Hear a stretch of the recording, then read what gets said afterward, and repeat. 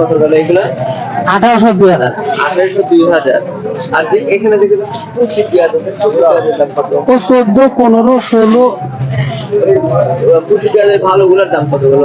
সর্বোচ্চ ভালোগুলো 16 17 16 17 করে। কত দিনের তুলনায় দাম বাড়তে আছে না কমতে আছে? কমতেছে দিন দিন।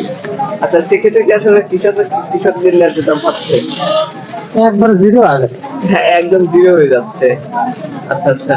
তো আর যেগুলা হাটের যেগুলা ভালো কোয়ালিটি আছে সেগুলোর দাম কিরকম আছে? ওই 2100 2200। 2100 2200 সর্বোচ্চ ভালোগুলোর দাম গেল। আচ্ছা আচ্ছা, ঠিক আছে। তো দর্শক বন্ধুরা, দেখতে পাচ্ছেন এখানে কিন্তু দেশি এবং কিংস জাতের পেঁয়াজ মিশানো আছে। তো এগুলা কিন্তু 1900 2000 করে কিনছে যে বিক্রিতে আছে। আর যেগুলা কুচি পেঁয়াজ ছিল, অর্থাৎ বেসন পেঁয়াজ ছিল, সেগুলোর দাম রাখে আজকে 1600 1700 1800 1900। আসলে আপনারা সবাই তো জানেন যে কোয়ালিটির উপরে কিন্তু দাম নির্ভর করে পেঁয়াজের। আর দেশাল পেঁয়াজের দাম কত গেল যেগুলো ভালোটা ছিল?